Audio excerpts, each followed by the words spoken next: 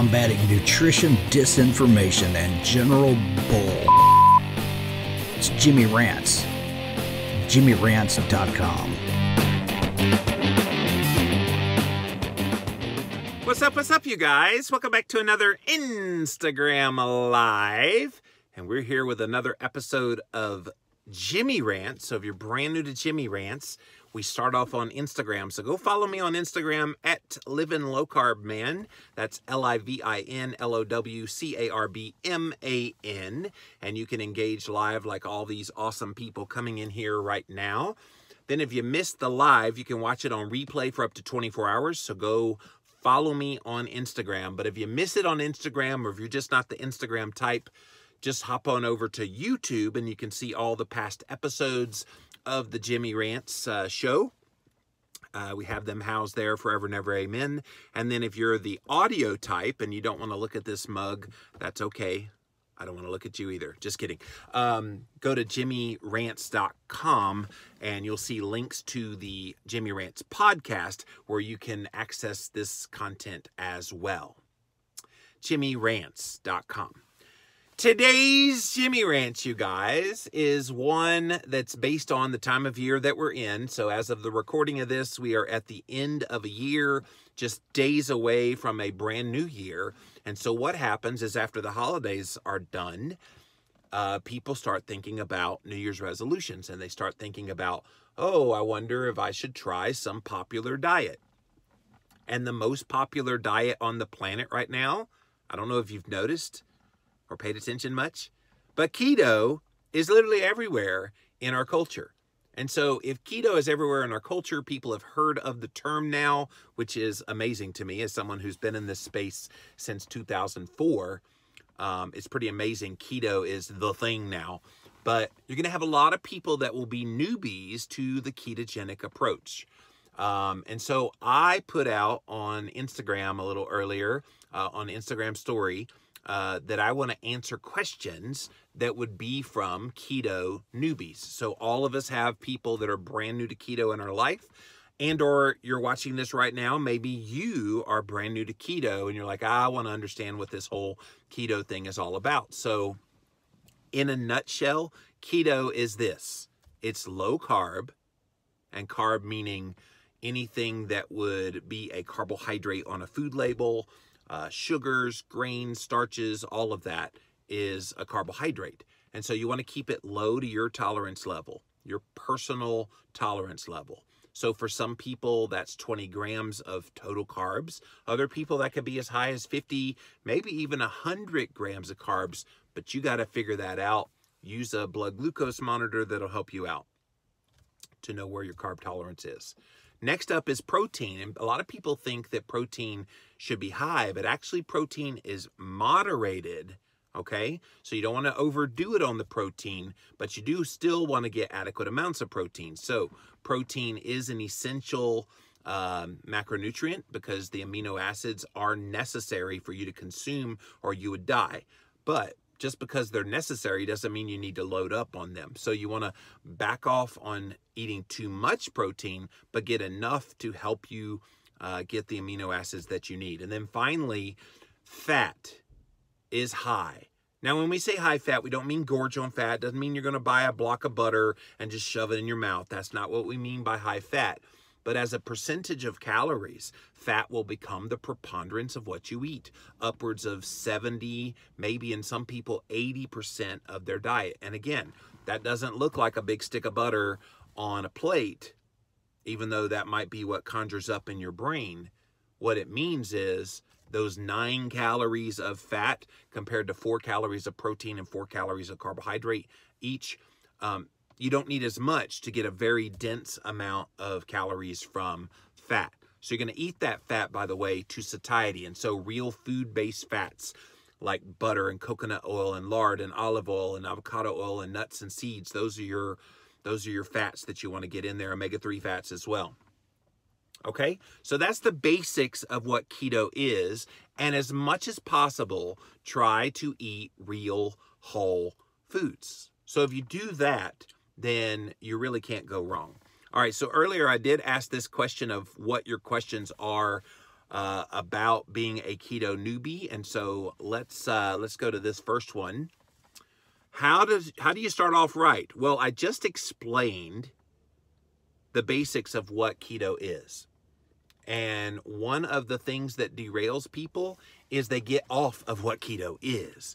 And so if you want to start off right, I would highly, highly recommend reading some book, doing something in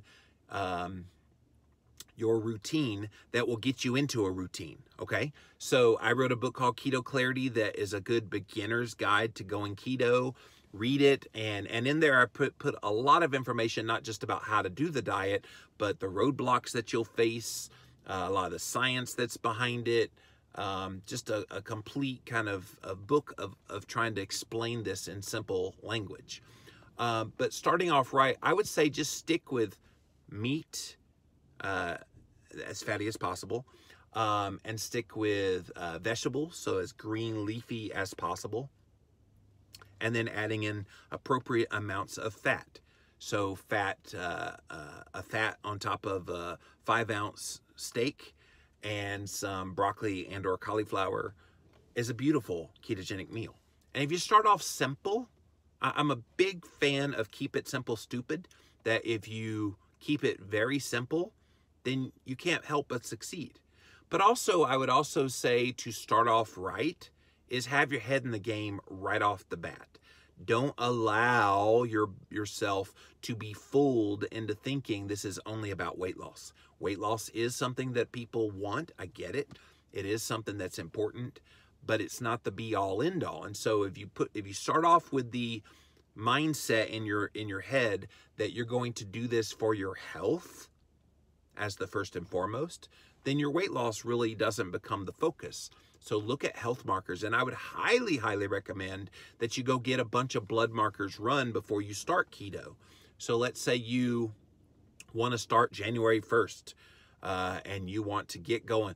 Well, I highly encourage you in the days leading up to this, go to your doctor, go online to one of those online places like privatemdlabs.com, anylabtestnow.com, and get a series of tests, which we've talked about on previous Jimmy Rants about what you can run, and then run them again after you started keto and you've done this for about 6 months. Run them again. You will see some profound changes, you guys, that happen. So that is how you can start off on the right foot with keto. All right, the next question. Why am I still hungry with all this fat that I'm eating? So this is an interesting one, and maybe somebody that's brand new to keto starts on the ketogenic approach and they are eating what they think is higher amounts of fat. And it's possible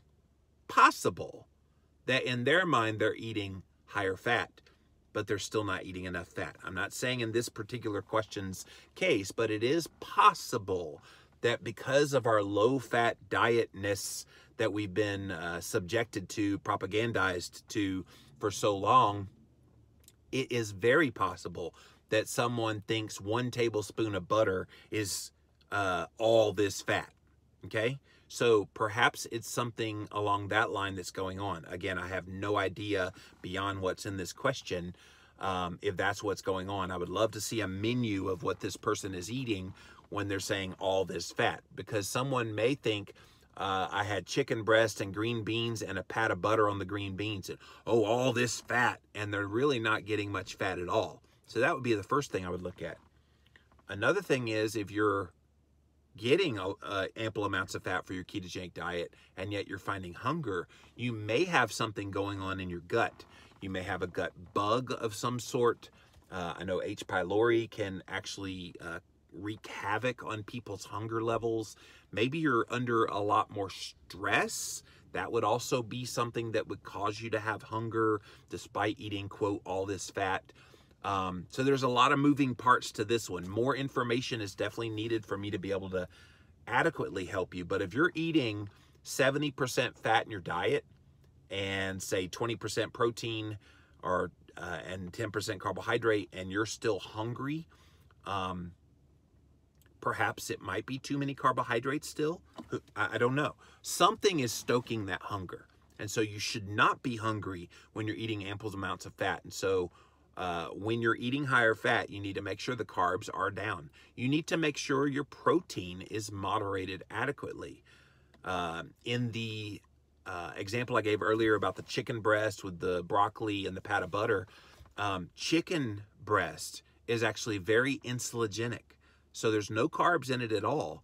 And yet it can stoke hunger because it raises your insulin levels because it's too much protein. So you got to be aware of all this, you guys. So if you're hungry with, quote, all this fat you're eating, look at what you're eating. And if you ever need help with that, I'm always happy to help. You can ping me. All right, let's see what else we got. Oh, this is a little more of an advanced question. I don't know if this is a newbie question, but does an extended fast affect your metabolism? Is a reverse diet required to go back to 3,000 calories? I'm not real sure what you're asking in the latter part, but fasting absolutely affects your metabolism in a very good way. An extended fast, for those of you that are new, this is definitely an advanced, this is not a keto newbie question, but this is an advanced question. Extended fasting is really anything that's longer than 1 day. 1 day is considered intermittent fasting, so anything that's 24 hours or less would be intermittent fasting. And so that is certainly something that most people that eat a ketogenic diet can naturally do. Don't think you have to rush on going into fasting. You do not. And some people won't even need to necessarily fast beyond intermittent, but this question was about extended fasting. So if you fast for 3 days, which sounds challenging for people that have never fasted before, but if you fast for just 3 days, then you will actually produce this thing called autophagy, where you help clean up a lot of what's going on in the inside. And so your body is able to naturally respond in a very good way to the cells turning over, cleaning up old proteins, so your metabolism does nothing but get better. And I'll tell you, as someone who's done several extended fasts, upwards of 21 days in a row, when you fast for that long and you start eating again, TMI alert, cover up your ears if you don't want to hear this. 3, 2, 1. You poop better, and you feel better, and your skin clears, and all this stuff happens when you go on an extended fast. In fact, in the new year, I'm going to make sure that I do more deliberate fasts. And when I say extended fast, you don't need to go 21 days. I found that the law of diminishing returns starts to kick in if you go too much beyond 5 to 7 days. So 7 days is kind of my sweet spot. Some people could probably stand to go longer, but 5 to 7 days is probably a good goal if fasting is something you want to do. But I don't think you have to necessarily go on an extended fast. And this is definitely not a keto newbie question. So thank you for asking that one, though. All right. I think that's all the questions that I had on this. So I want to answer your questions, you guys. So many of you are veterans of keto and you've been doing this yourself for a while. A lot of you are success stories. And so you don't personally need keto newbie advice. But what are the questions you hear people ask you about that I can help answer? And then what, if you are a keto newbie, what are your questions? What do you want to know? This is your open-ended chance to ask me literally anything along these lines. Hello, hello. Thank you for being here, you guys. Hello. Happy Boxing Day, says Dory. Happy Boxing Day. By the way, tomorrow's my birthday, so I don't know. Am I going to Jimmy rant tomorrow? That'd be a great gift to myself to be able to Jimmy rant, but I do that every day, right? Hello, Lindy. Yes, we did have a great Christmas. Thank you so much. All right, what questions do you have? Bonnie Lene, I just saw a commercial for South Beach, and they said keto friendly. It seems like everyone adds the word keto to attract people. Yeah, Bonnie Lene, I did a whole Jimmy rants all about the nonsense that is South Beach Diet doing a keto version in 2019. Yes, go back and watch that one on YouTube. Dory says, my favorite is Newbies. Not everyone has the patience to answer the same questions again and again. They shouldn't help new people. Yeah. I have heard all the same questions over and over and over. It's one reason I'm so passionate about making sure that I provide good quality content that helps those people, that maybe they can go back and rewatch something like this and understand it better. So what are your questions, you guys, that I can help? It has to be a long-term mindset, and Marker says jumping for keto. Yeah, it does. It does. All right, I know you guys have questions. Here we go. My web guy's on here, Hank. What's up, Hank? Arthur Stories Podcast. How important is vitamin D to your keto lifestyle? So if you're a newbie, you probably don't even know what vitamin D is. And the interesting thing is we call it a vitamin, but it's actually not a vitamin at all. It's actually a hormone. And so if you want to improve your other hormones in your body, like insulin, like leptin, like all the other hormones to help regulate your metabolism, you have to get the hormone vitamin D. And right now, this time of year is the winter-ish time for most people in North America. If you live in the southern hemisphere, then it's actually the opposite. So now is your time to go get the sun. But get in the sun and get sun exposure on your skin. You don't need long, 15 to 20 minutes, as much sun exposure as you can get. It helps with your circadian rhythm, and you get lots of vitamin D production. But guess what your skin needs in order to produce adequate amounts of vitamin D? Cholesterol. So if you're taking a statin medication, you cannot get adequate amounts of vitamin D produced in your body, because you're depleting your body of the very thing that could help you create vitamin D. So get off the cholesterol meds if you possibly can. Make that your New Year's resolution, to get off of those things. And we've talked about why in other Jimmy Rants. But vitamin D, to the question, Hank, is very important on a keto lifestyle. And if you can't get it in certain parts of the world where there's not much sun, and or it's the wintertime, that's where supplementation comes into play. So don't just get any old supplement. Get a vitamin D gel cap. And Christine and I both take around 5 to 10,000 IU a day, international units. And so the 5 to 10,000 keeps our levels at a healthy level. Generally, you want to try to stay between 40 and 60. Most people are well below 30 in their vitamin D. Christine got down to as low as 9 at one point. She was on Paxil and other medications trying to deal with so-called mood issues and anxiety. It was a vitamin D deficiency. So if you got the food dialed in, the next thing you need to add in is some vitamin D supplementation. TT Spencer says, sugar detox after Christmas. Well, if you sugar-fied yourself during Christmas, absolutely you should do a sugar detox. But you don't really need to do a formalized sugar detox. It's called Go Keto. Because if you go keto, guess what happens? You're detoxifying from the sugar. And when I say sugar, I'm not just saying sugar as in the sweet stuff. I'm talking about anything carby. So if you had some savory carb-based stuff over the holidays that you need to, quote, detox from, go keto. So like we said earlier, get back to the basics, eat a ketogenic diet, and from there, you can improve your health. Lindy, Keto Teacher Mom, says, yay, poop talk is my favorite. Yeah, you do like that, don't you? Thank you for the birthday wishes, you guys. Master of My Own Kitchen says, if you have digestive issues, would an extended fast be a good start before starting keto? That is a great question. I think if you're not currently keto, go keto first. And keto first actually enables your body to be more ready and more prepared to do an extended fast. I think keto in and of itself can help with a lot of digestive issues. You might want to be a little more kind to yourself as far as the kinds of foods that you eat during that time. If you stick with mostly meat and green leafy vegetables and fat, then that won't lead you astray. Get keto adapted, start testing your ketones, see where you stand, and if you are feeling great, your body will naturally tell you it's time to extend the fast a little bit. And if you just fast for just 3, 4, 5 days, you should see a lot of those digestive issues that you might be dealing with now get better. Can we talk about pink Himalayan sea salt? Yes, we can, Dory. Pink Himalayan sea salt is something that, and I talked about this in a rant the other day, that your two best friends on keto should be water and salt.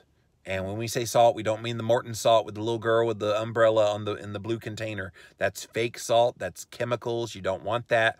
Get pink Himalayan sea salt or some other natural mineral salt. And if you do that, you're going to want that salt. That salt will become your friend, whether you're on a ketogenic diet, whether you're fasting. All of these reasons you want to get more salt into your diet. I know we've been told, just like we've been told to cut our saturated fat, we've been told to cut our salt intake, and it's nonsense advice. Read the book called The Salt Fix. It's by Dr. James DiNicolantonio, and it's a fabulous resource if you still have people that question you about salt, why you would eat salt. He tells the real deal about why salt is so critical in our diet, and by leaving it out of your diet or greatly reducing it in your diet, you're actually causing more harm than good. So go get that book. It would have been near impossible to do even a short fast before I was keto adapted. Those carb burners are a bear for hunger pangs and getting hangry about it. Yes, Beth, you're exactly right. Thank you for that.